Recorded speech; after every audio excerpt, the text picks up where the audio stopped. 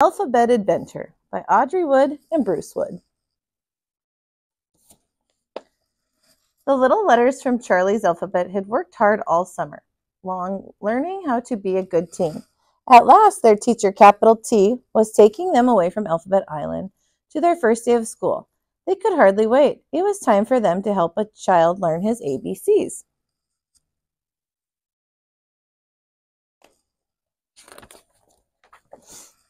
But as they were marching over a bridge, the little letter I tripped on a bump.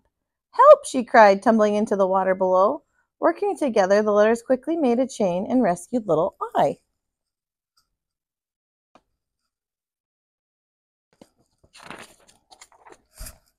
"Good work, Charlie's alphabet," capital T said. "Now please return to your alphabet order." The little letters were so excited that many forgot their correct places. Some didn't face front or stand straight, and others turned upside down. "Try again," capital T exclaimed, "and this time call out your names."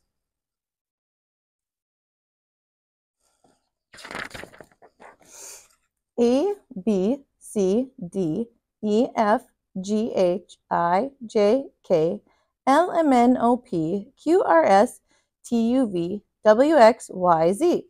They called out their names in perfect order, but something was wrong with one of the letters. What could it be?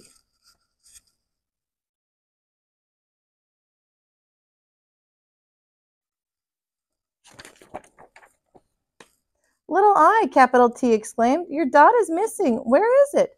"I don't know," little I said.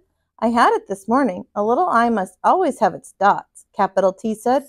"We can't go to school if our I has no dot." Capital T looked at the water. When little I fell in, her dot must have popped off and floated away. "Hurry! School begins soon. We must find her dot, or we'll be late."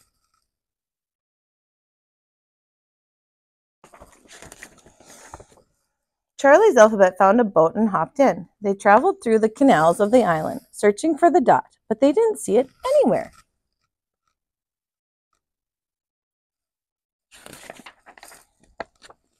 At last they came to a place where the capital letters were having a big party.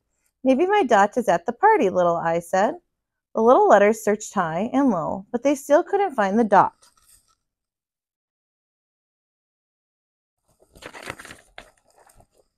"I'm sorry," capital T said. "I'm afraid little I's dot is lost forever." Each letter had worked so hard to make Charlie's alphabet perfect. Now no one would be going to school. All of the little letters burst into tears. Capital I stopped by to see what was the matter. "Maybe I can help," he said. "Dots love to hide, and they're difficult to find. But I have a plan." Capital I whispered his plan to the little letters.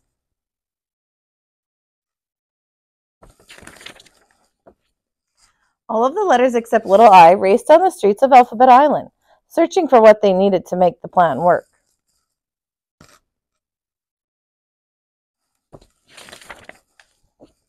Before long, they returned with the things they had found and lined up in alphabetical order. Capital I spoke loudly. "Because we cannot find little I's dot, she must choose one of these things to put in its place."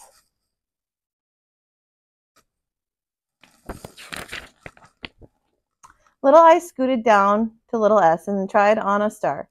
"Ouch!" she cried. "The points on this star are too prickly." She hopped over to little H and tried on a heart. "This heart is too heavy," she said. "It makes me crumple."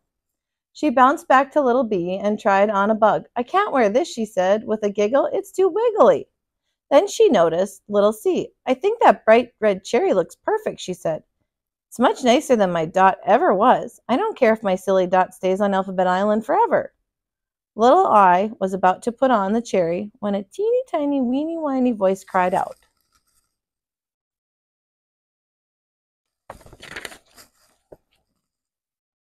"I'm not silly. You can't leave me behind." With that, little I's dot popped out of its hiding place and jumped into its proper spot.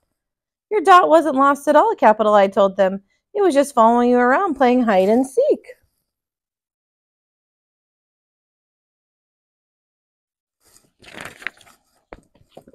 Now that they were a complete alphabet again, all of the letters hurried to get to school on time. 1 minute before the bell rang, the little letters climbed aboard a yellow pencil and took off.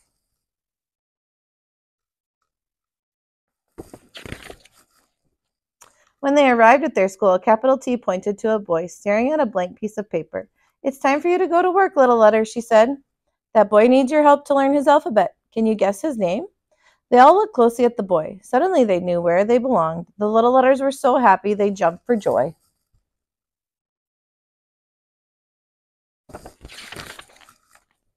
And made their very first word. Charlie. The end. Hope you enjoyed that story. Make sure you go ahead and like and subscribe to my page, That Kinder Teach, and look forward to a new story from me every day. We'll see you next time.